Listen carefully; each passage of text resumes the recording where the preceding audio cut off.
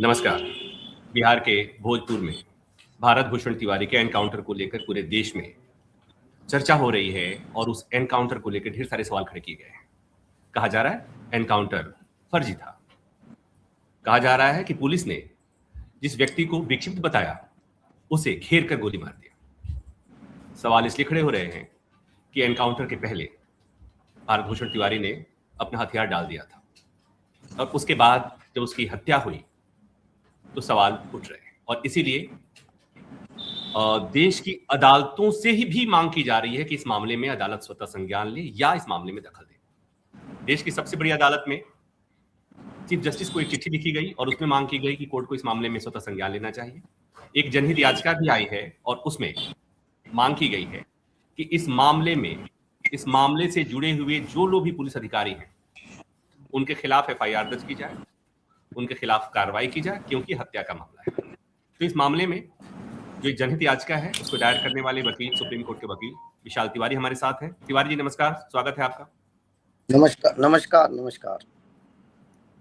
जैसा मैंने बताया कि ढेर सारे सवाल हैं इस एनकाउंटर को लेकर और आपकी याचिका के कंटेंट को मैं देख रहा था, उसमें भी आपने ढेर सारे सवाल खड़े किए हैं।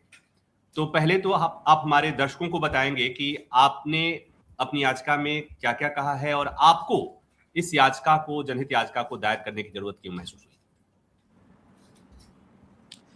देखिए, एनकाउंटर ये पहला एनकाउंटर नहीं है, लेकिन आजकल आप देखेंगे, आप तो काफी वरिष्ठ पत्रकार हो चुके हैं कि यूपी बिहार में तो खासकर ये कल्चर बन चुका है कि आए दिन एनकाउंटर की खबरें हम पढ़ते हैं और पुलिस के पास एक स्टोरी रहती है जो कि सदियों से चली आ रही है कि आत्मरक्षा में जो है और वह फला व्यक्ति एनकाउंटर में मारा गया।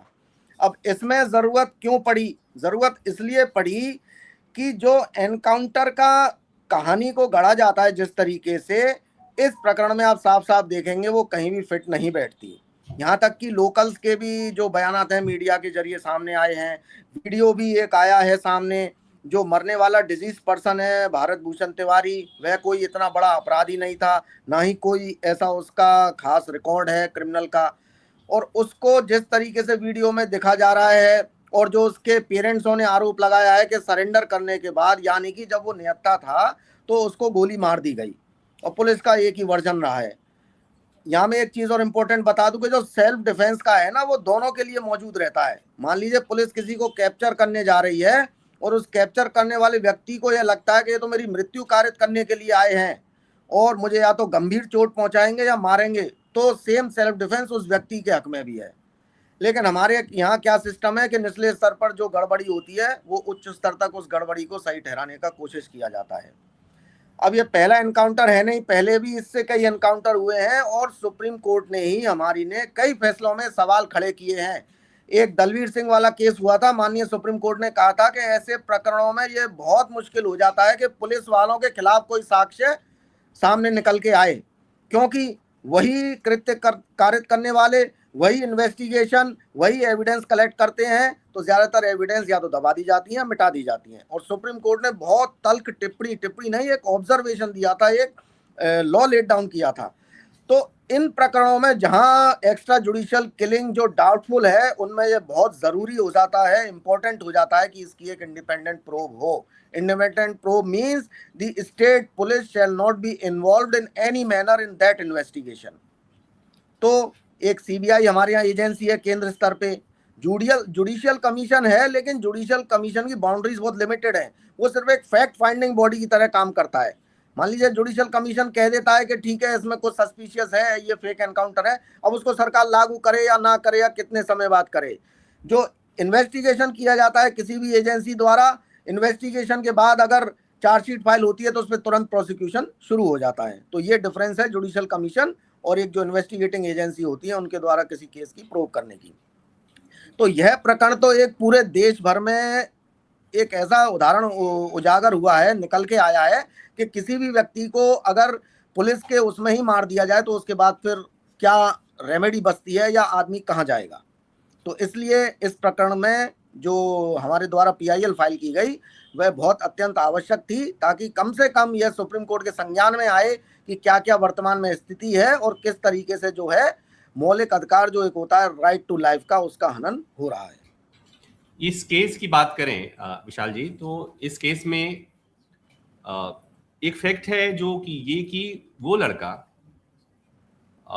हाथ में अवैध असलहा लेकर लहरा रहा था, और इसी आधार पर यह बात कही जा रही है कि एक अपराधी जो हाथ में अवैध तमंचा लेकर पुलिस टीम को दिखा रहा हो या उस पर गोली चला रहा हो, तो उसके बाद पुलिस के पास कोई और विकल्प नहीं बच जाता। क्या कहेंगे आप इस पर? देखिए, अभी मैंने आपसे क्या कहा कि जो सेल्फ डिफेंस का जो प्रोविजन है वो दोनों के प्रति है। अब वो हथियार क्यों लहरा रहा था, यही तो इंडिपेंडेंट प्रोब क्या बोलते हैं उसको, आप कह लीजिए एक इम्पार्शियल प्रोब का विषय है। स्वतंत्र जांच। हथियार, हाँ, स्वतंत्र जांच के हथियार उसको क्या लाजमी पड़ा, क्योंकि कई जगह ये खबरें भी चल रही हैं कि उसको एनकाउंटर करने का प्लान था। तो क्या उसके माइंड में ये बैठ गया था कि ये लोग जो मुझे आए हैं घेर कर, ये पुलिस जो आई है, जो भी टीम आई है, वह मुझे सिर्फ मारने के लिए आई है।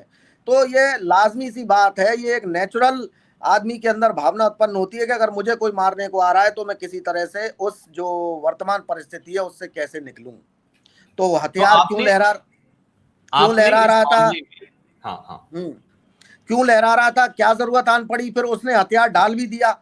जब उसको ये विश्वास लगा होगा कि नहीं ये मुझे कोई चोट नहीं पहुंचाएंगे, तो उसने हथियार डाल दिया। सब जगह ये निकल के आ रहा है, और डालने के बाद उसको गोली मारी गई। उनके पिता का भी यही कहना है, जो लोकल्स हैं उनसे भी यही रिपोर्टिंग आ रही है। तो यही तो मुख्य जांच का बिंदु है कि हथियार निकलने की ऐसी क्या आवश्यकता पड़ी। वह व्यक्ति जो कि गांव की समस्याओं को, लोकल की समस्याओं को प्रशासन तक ले जाता था, उनको बताता था कि क्या करप्शन चल रहा है, और वह व्यक्ति इस तरह की कोई परिस्थिति में फंसा हुआ है, तो आखिर परिस्थिति उत्पन्न कैसे हुई। पुलिस द्वारा पहले उसको कोई नोटिस भेजा गया था क्या कि आप हमारे सामने उपस्थित होइए और हमको फला प्रकरण में आपसे पूछताछ करनी है? कोई वारंट था पुलिस के पास या नहीं था? कोई सर्च वारंट था? किसी भी तरह का कोई ऐसा मटेरियल सामने अभी तक पुलिस द्वारा नहीं दिया गया है कि हम किसी मजिस्ट्रेट के ऑर्डर पे, कोर्ट के ऑर्डर पे पकड़ने गए थे या क्या करने गए थे। तो यह लाजमी सी बात है कि पूरा सिनेरियो जो है वो डाउटफुल है, और जब तक इसका इंडिपेंडेंट प्रूव नहीं होगा, एविडेंस निकल के नहीं आएगी सही, और जो साक्ष्य वर्तमान में है उसको सुरक्षित नहीं रखा जाएगा, तो ये हम नहीं कह सकते कि जो पुलिस कह रही है वो सत्य है। इसमें एक चीज और हुई है, वो ये कि भारत भूषण तिवारी के परिवार वालों के खिलाफ भी एक एफआईआर दर्ज हुई है पुलिस की तरफ से। देखिए, यह बहुत ही दयनीय स्थिति है। आप एक बात बताइए, अब देखिए बहुत बड़ा सवाल है, अगर पुलिस पर अपन चले तो इतनी बातें निकल के आएंगी कि हमारे देश में पुलिस सिस्टम आज भी अंग्रेजों की तरह काम करता है। अंग्रेजों ने इसकी स्थापना की। आईपीएस जो आज यूपीएससी निकल के आते हैं, उस समय कहलाते थे इंपीरियल पुलिस सर्विस। उनका, अंग्रेजों का एकमात्र उद्देश्य रहता था कि इंडियंस को सप्रेस करके रखा जाए और ऐसा सिस्टम, एडमिनिस्ट्रेटिव सिस्टम बनाया जाए ताकि हम आसानी से राज कर सके, कोई आवाज उठाए तो उसको दबा दिया जाए। चौरी चौरा कांड आपको याद होगा। चौरी चौरा कांड में पुलिस स्टेशन में करीब 18 यानी कितने पुलिस वालों को भारतीयों ने जला दिया था। हालांकि वह गलत है, लेकिन उग्र कब हुए कि उन्होंने देखा, जब उनकी रैली जा रही थी तो कुछ पुलिस वालों ने कुछ लोगों को पकड़ के बुरी तरह से मारना पीटना शुरू कर दिया, जिससे कि वो भड़क गए। इस तरह का नहीं होना चाहिए। लेकिन सवाल ये खड़ा होता है कि पब्लिक ट्रस्ट करे तो कैसे करे। देखिए, अगर चाहे तो आज हर आदमी गुनहगार है, छोटा बड़ा क्राइम हो जाता है, उसको क्राइम कह लीजिए या गलती कह लीजिए, कहीं ना कहीं हो जाएगी। तो इसका मतलब आप उसको उठाएंगे, या तो पैर में गोली मार देंगे या एनकाउंटर कर देंगे। तो यहाँ पे सबसे बड़ा सवाल यही है कि जब व्यक्ति पुलिस की कस्टडी या गिरफ्त में आ गया तो उसकी गारंटी कौन देगा राइट टू लाइफ की? वो दोषी लेकिन है अगर वही नहीं है, व्यक्ति, कोर्ट तय करेगी। विशाल जी, अगर वही व्यक्ति समाज के लिए खतरा बन गया हो, जैसा इस केस में बताने की कोशिश हो रही है कि उसके हाथ में रिवॉल्वर है और रिवॉल्वर लहरा रहा है, पुलिस वाले ये कह रहे हैं कि भाई वो किसी को भी मार तो ये सकता तो था। आपकी मैं बात समझ गया। पुलिस वाले, आप देखिए हर जगह यही स्टोरी चलेगी, यही स्टोरी आपको देखने को मिलेगी, चाहे वो एनकाउंटर हो या कोई थाने में भी मान लीजिए आजकल कुछ हो जाता है तो पुलिस वालों की तरफ से क्या बयान आता है कि हमसे अभद्रता की गई, हमारी फाइलें फेंक दी गई, हमारी वर्दी फाड़ दी गई। ठीक है, तो रिवॉल्वर लहराता, अभी मैंने कहा है ना कि वो सिचुएशन क्यों अराइज हुई, उसको ऐसा क्या लगा। जो व्यक्ति एक पढ़ा लिखा व्यक्ति है और जो ज्ञापन देता है, रिप्रेजेंटेशन देता है एडमिनिस्ट्रेशन को, जिसका रिकॉर्ड ये निकल के आ रहा है कि कभी बाढ़ की समस्याएं, कभी और भी कोई जो ग्रीवांस होते हैं उनको उठाता है, तो उस समय क्या सिचुएशन क्रिएट हो गई। कि वो रिवॉल्वर लहरा रहा है या पिस्टल दिखा रहा है। सीधी सी बात है, या तो उसको लगा कि ये लोग मुझे चोट पहुंचाने आए हैं, या उसको लगा कि मेरे साथ कुछ ना कुछ अब गलत हो सकता है। तो उसने उस सिचुएशन की अवॉइड करने के लिए, देखिए खासकर आपको बता दूं, जैसे एनकाउंटर होते हैं ना, एनकाउंटर आपने पहले भी देखे होंगे कि भाग रहा था अभियुक्त, भागते भागते गोली चलाई, हमने उसको गोली मारी, मर गया। ये जो पूरा ड्रामेटिक सीन होता है ना, ये ऑर्गेनाइज्ड होता है। मान लीजिए किसी को कस्टडी में ले जाया जा रहा है पुलिस द्वारा, तो इस तरह की सिचुएशन, इस तरह के उस अभियुक्त के माइंड में ये फियर सेट कर दिया जाता है कि अब तो तेरा एनकाउंटर होगा, तुझे मारेंगे। जब ऐसी परिस्थिति आती है तो आदमी क्या करता है, बचने के लिए फिर वो सारे दांव आजमाएगा। उसको ये नहीं है कि मैं भागूंगा तो एब्सकॉन्डर कहलाऊंगा, वो ये सोचेगा कि इस समय में इनकी गिरफ्त से कैसे जान बचाऊं, और उसी के परसुएंस में वो वहां से भागता है, जो कि एक बहुत बड़ा अच्छा कारण मिल जाता है और उसको जो है एनकाउंटर दिखा दिया जाता है। तो यहाँ अब एक यही बात परिस्थिति है। बताइए, अब एक बात और कि जब बहुत हल्ला हुआ, बहुत शोर शराबा हुआ, विरोध प्रदर्शन हुए, उसके बाद बिहार सरकार ने इसमें जांच का आदेश दिया है, न्यायिक जांच का आदेश हो चुका है। तो जब न्यायिक जांच का आदेश सरकार ने, राज्य सरकार ने कर दिया है, उसके बाद आप सीबीआई जांच की मांग कर रहे हैं, क्या आपको नहीं लगता है कि न्यायिक जांच पर के लिए इंतजार करना चाहिए? देखिए, बिल्कुल, मैं आपको यहाँ एक पहली मेरी पीआईएल का उदाहरण देता हूँ जो अभी भी पेंडिंग है, अभी भी है। आपने थोड़ा और लाउड बोलेंगे तिवारी जी, थोड़ा लाउड बोलेंगे आप। मैं अभी आपको अपनी एक पीआईएल जो कि पेंडिंग है उसका एग्जांपल देता हूँ। आपने विकास दुबे वाला प्रकरण सुना ही है, ठीक है? उसमें जस्टिस बीएस चौहान का कमीशन बना था। उस कमीशन ने पता है क्या रिपोर्ट दी? उसने कहा है कि यह बड़ा ही दुख की बात है कि जो पुलिस का वर्जन है उसके रिबटल में हमारे सामने कुछ भी नहीं आ पाया है। जो मीडिया चैनल्स भी हैं, जो सोशल एक्टिविस्ट बनते हैं, वो काफी शोर मचाते हैं, लेकिन जब हमारे कमीशन जांच चल रही थी, कोई भी ऐसा साक्ष्य कोई सामने नहीं लाया। यानी कि वह कमीशन स्वयं अपनी जांच से अनसेटिस्फैक्ट्री था, क्योंकि वह वन साइड इंक्वायरी थी। अब कमीशन की कुछ लिमिटेशंस होती हैं। वो एक जो इन्वेस्टिगेटिव एजेंसी है, उतना उसको ये कह लीजिए वाइड या तो नहीं मिल पाता है इतना जूरिसडिक्शन, या जितना जो इक्विपमेंट्स होते हैं वो उनको हेल्प नहीं मिल पाती। पीयूसीएल की गाइडलाइंस है सुप्रीम कोर्ट की कि त्वरित एफआईआर होगी कोई भी एनकाउंटर हुआ है। अब यहाँ पे जो एफआईआर की गई है वो उन्हीं के खिलाफ कर ली गई है, उसके पेरेंट्स के खिलाफ कर ली गई है। एफआईआर होने का मतलब है जो पुलिस पार्टी थी उसके अगेंस्ट में एफआईआर होगी, वो सारे वेपन सीज होंगे, जो भी एविडेंस है उस समय क्या है, ब्लड स्टेन्स हैं, कुछ भी है, वो सारा एक फॉरेंसिक की तरह जांच होगी। क्या इसमें हुआ है? ऐसा कुछ अब तक तो आया नहीं निकल के। तो सीबीआई की जरूरत इसीलिए है कि बहुत इम्पार्शियल इन्वेस्टिगेशन हो। एक्स्ट्रा जुडिशियल किलिंग एक बहुत ही सीरियस मैटर होता है। एक मर्डर हुआ है, ये उससे भी सीरियस मैटर होता है, क्योंकि मर्डर होता है उसमें कई रीजंस रहते हैं। सडन प्रोवोकेशन रहता है, ड्रंकर्ड है, या रिवेंजफुल है, या सेल्फ डिफेंस है, या सडन स्कफल हुआ, उसमें मर्डर हो गया दो सिटीजन्स के बीच। लेकिन जब पुलिस द्वारा ऑर्गेनाइज तरीके से वहां गया, उसको घेरा और उस समय एक्स्ट्रा जुडिशियल किलिंग हुई है, तो यह बहुत ज्यादा डीपली इन्वेस्टिगेशन की जरूरत है। जुडिशियल कमीशन अपना काम करेगा, वो करता रहेगा, लेकिन जो पीयूसीएल की गाइडलाइंस हैं, सुप्रीम कोर्ट की गाइडलाइंस हैं कि एक बहुत व्यापक तरीके पे ये मैटर को देखा जाना चाहिए, एनकाउंटर्स को, उसके तहत एफआईआर होना चाहिए। आपने सीबीआई जांच की बात की। अब जब सीबीआई जांच की बात कर रहे थे, अचानक मेरे चेहरे पर मुस्कुराहट आ गई, माफ कीजिएगा, बहुत ही संवेदनशील मामला है सीबीआई जांच। सीबीआई पर भी तो तिवारी जी बहुत सवाल खड़े होते हैं। कहा तो ये भी जाता है कि कई बार सीबीआई जांच किसी मामले को दफन करने के लिए या क्लीन चिट देने के लिए भी की जाती है। नहीं तो फिर आदमी जाए तो जाए कहाँ, नागरिक जो है। अब सीबीआई एक एजेंसी बसती है। देखिए ऐसा नहीं है, पूर्व में सीबीआई द्वारा कई एनकाउंटर उखाड़े गए हैं, ठीक है ना, और आज भी इतना भरोसा रहता है कि नहीं, चाहे वो उनकी अंतरात्मा हो किसी एजेंसी की या कानून के मुताबिक हो, वह जो अगर सच्चाई है तो वह निकल के आती है, ठीक है। तो एकदम से अपन अब सारी अगर हाँ, अब सब ऑर्गेनाइजेशंस और उस पे आरोप लगा दिया जाए तो फिर ये है कि अब करें तो करें क्या। जुडिशरी भी कहेगी तो बताइए अब किसको लाएं, करे तो करे क्या और जाए तो जाए कहां।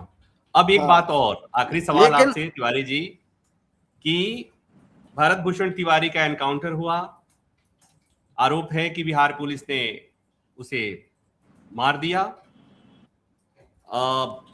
विशाल तिवारी ने जनहित याचिका दायर की, नरेंद्र मिश्रा एक सुप्रीम कोर्ट के वकील हैं, उन्होंने चीफ जस्टिस को चिट्ठी लिख करके कहा कि कोर्ट स्वतः संज्ञान लीजिए। प्रभाकर मिश्रा विशाल तिवारी से इस मसले पर चर्चा कर रहे हैं और तब एक बात उठ रही है और लोग ये बात कह रहे हैं कि देश के बाकी हिस्सों में भी एनकाउंटर होता है, यूपी में भी एनकाउंटर हुए, बिहार में और भी एनकाउंटर हुए, देश में और भी एनकाउंटर होता है, तब उतनी जल्दीबाजी नहीं दिखाई जाती, तब उतनी बेचैनी नहीं दिखती। एक तिवारी, भारत भूषण तिवारी का एनकाउंटर हुआ, इसलिए मिश्रा तिवारी सब लोग लग गए हैं न्याय की लड़ाई के लिए और अदालत के दरवाजे खटखटाने। क्या कहेंगे आप? देखिए, यह पूरी तरह से कोई भी जो अगर इस तरह की बातें कर रहा है तो वह सिर्फ बेबुनियाद है। और आप तो काफी समय से सुप्रीम कोर्ट में हैं, मुझको भी देखते रहे हैं। हमेशा मैंने वो मुद्दे उठाने की कोशिश की है जो डायरेक्ट जनता से रिलेटेड हो, या कहीं स्टैम्पेड हुआ हो, कहीं भी जैसे मोरबी ब्रिज दुर्घटना हुई, कब सिर्फ से बच्चे मरे, उसमें सब समाज के, जाति के, धर्म के बच्चे हो सकते हैं। अतीक अहमद में भी आप बिल्कुल वहीं आ रहा हूं मैं। अतीक अहमद है जो कि पूर्व में सांसद रहा था, उसकी हत्या हुई तो उसको भी मैं सामने लेके आया, क्योंकि सब में एक ही क्वेश्चन रहता है, चाहे किसी भी जाति का हो, किसी भी धर्म का हो, कि अगर रूल ऑफ लॉ प्रभावित हुआ है तो वह माननीय उच्चतम न्यायालय के संज्ञान में आना चाहिए। बात यह नहीं है कि वह कौन था, कितना बड़ा था। आप देखेंगे जुडिशरी में हमारे यहाँ मान लिया जाता है कि थोड़ा देरी हो जाती है किन्हीं प्रकरणों में, लेकिन जुडिशरी में अगर कोई कुछ गलत करता है तो उसको सजा मिलती है, ठीक है। अब वो कहें कि साहब बच निकलते हैं, बच निकलने में भी यहाँ पुलिस का ही काफी रोल होता है। आपने कई टेररिस्ट केस अभी राजस्थान में जो बॉम्ब ब्लास्ट हुए थे, उसमें शायद 1 साल पहले की बात है, 2 साल की राजस्थान हाईकोर्ट ने बरी किया और उन्होंने कमेंट किया कि पुलिस ने जो जिस तरीके से जांच होनी चाहिए थी वो नहीं की। तो हमारा जो पहला सिस्टम शुरू होता है क्राइम डिटेक्शन का, पनिशमेंट का, या उसको इन्वेस्टिगेशन का, पुलिस से शुरू होता है। और पुलिस जब तक एक इम्पार्शियल और फेयर मीन से काम नहीं करेगी तो ये चीजें ऐसे ही चलती रहेंगी। तो ये कहना गलत है कि वो तिवारी है, मैं तिवारी हूँ, आप मिश्रा हो। अब मैं आपको और डिस्क्लोज नहीं कर सकता कि आगे भी क्या हम कहाँ से रिसर्च कर रहे हैं, किस तरह की ढूंढ रहे हैं, कौन कौन आएंगे, लेकिन समय आने पे आपको भी वो सामग्री दे दी जाएगी। तो कुछ भी होता है क्या उम्मीद की जा सकती है, कब तक इस मामले पे सुनवाई होगी तिवारी जी? अब देखिए, जो प्रोसेस है वो कंप्लीट हो जाए, रजिस्ट्री जैसे ही क्लियर करती है तो हमारा प्रयास है कि वो सामने आए और उसके बाद ऑनरेबल कोर्ट जो है वो क्या डायरेक्शन देता है, किस तरह का उसको कंसिडर करता है, ये देखेंगे। तो 2 बातें हुई, एक तो विशाल तिवारी ने जो याचिका दायर की है उसमें क्या तथ्य हैं, क्या सवाल खड़े किए गए हैं, उसकी बात हमने विशाल तिवारी से की। और एक बात जो सोशल मीडिया पर एक नैरेटिव करने की कोशिश हो रही है और एक जो आरोप लगाए जा रहे हैं कि दरअसल वो लड़का अपराधी था क्योंकि उसके हाथ में असलहा था, अवैध असलहा था, और इसलिए बहुत लोग उसे जस्टिफाई करने की कोशिश कर रहे हैं कि ऐसे में पुलिस क्या करती। सवाल ये नहीं है, सवाल ये है कि क्या उसे गोली मारने के अलावा पुलिस के पास और कोई विकल्प था या नहीं। ये गंभीर सवाल है। एनकाउंटर के भी कुछ नियम होते हैं और हमारा संविधान कहता है कि विधि द्वारा स्थापित प्रक्रिया के अलावा किसी को भी उसकी जिंदगी से बेदखल नहीं किया जा सकता। मतलब संविधान है, कानून है, और ये संविधान और कानून सब पर लागू होता है। देश की अदालतें उसी से चलती हैं और पुलिस अगर उससे न चले तो फिर आप सोच कर देखिए, आपके घर के बाहर पुलिस खड़ी है, आपके मोहल्ले के बाहर पुलिस खड़ी है, आप कहीं भी जाते हैं तो आपको एक ही आदमी से सुरक्षा की उम्मीद होती है, वो होती है पुलिस से, खाकी से। और खाकी पर भी इस तरह के सवाल उठने लगे, खाकी ही हत्यारन हो जाए तो फिर तो कुछ बच ही नहीं जाता।